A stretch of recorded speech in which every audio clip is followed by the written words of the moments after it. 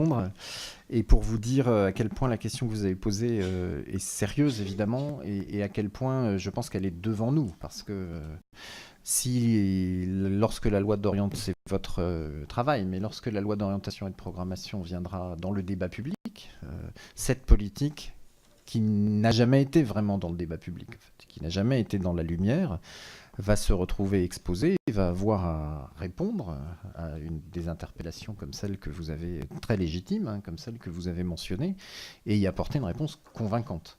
Alors, au point que vous avez évoqué sur le métro d'Abidjan, je dirais qu'il y a deux réponses. Il y a une réponse technique, donc qui m'appartient de vous donner. Donc, évidemment qu'il ne s'agit pas de données s'agissant du métro d'Abidjan, puisque les instruments financiers qui sont mobilisés pour cet investissement, c'est d'une part de l'annulation de la dette.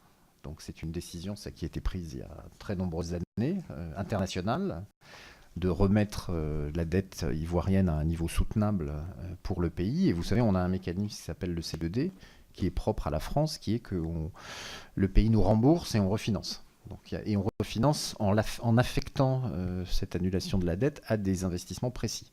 En l'occurrence, un métro, mais c'est ce qui fait qu'on est si actif aujourd'hui en Côte d'Ivoire depuis la sortie de crise en 2011, parce qu'on a cette capacité financière.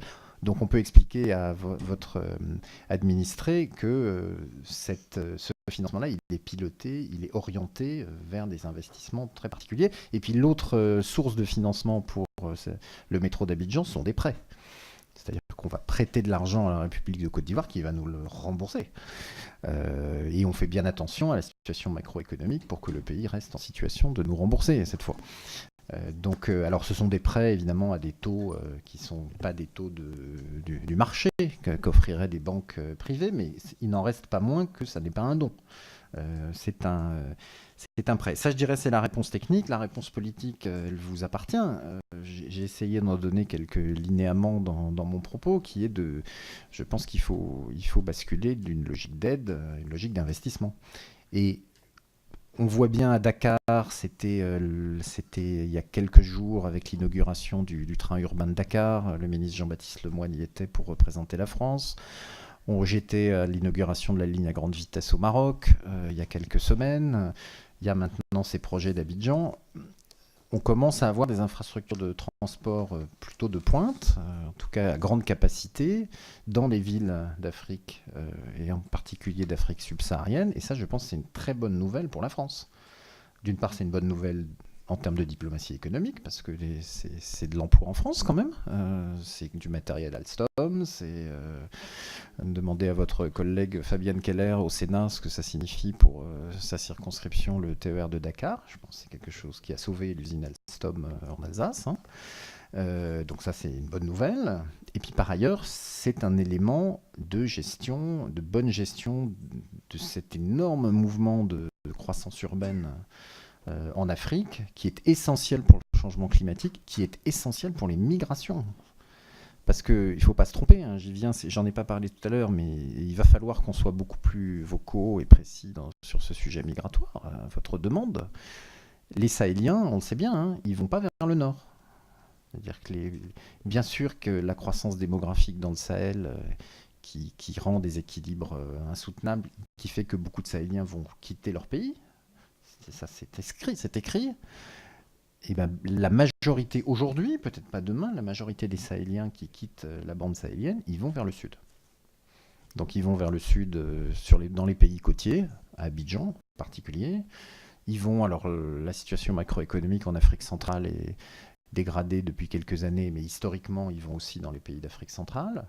Ils vont en Afrique australe, qui est, je vous le rappelle, la zone la plus riche d'Afrique. C'est pas l'Afrique du Nord, hein, la zone où le revenu par habitant, le niveau d'alphabétisation est le plus haut, c'est l'Afrique australe. Donc l'Afrique australe, en plus, Mozambique, Zimbabwe, il se passe des choses positives en Afrique australe, c'est un pôle d'attraction majeur en Afrique. Donc 85% des migrants africains restent en Afrique, hein, mais bougent, et ils vont dans d'autres pays d'Afrique. Et donc faire un métro à Abidjan, comme symbole, c'est une façon d'aider les pays d'accueil. Moi, j'aime pas le mot pays de transit. Je l'emploie jamais, parce que je pense que quand on dit pays d'origine, pays de transit, Europe, on a abdiqué d'une certaine façon le fait que pour beaucoup d'Africains, ce qu'on appelle des pays de transit, il y a des vrais pays de transit. Hein. Le Niger, bon, c'est un pays de transit, mais la Côte d'Ivoire, c'est pas un pays de transit. Quand un Sahélien va en Côte d'Ivoire, c'est pour rester en Côte d'Ivoire. C'est parce qu'il y a de la famille, parce qu'il est dans un environnement socio-culturel proche. Et donc, on a un intérêt, je pense, pour répondre à notre concitoyenne, on a un intérêt direct à investir de façon saine en Côte d'Ivoire pour que la Côte d'Ivoire joue ce rôle dans une maîtrise globale des mouvements de population en fait, qui ont lieu. Et d'ailleurs, les autorités ivoiriennes ne nous disent pas autre chose. Hein.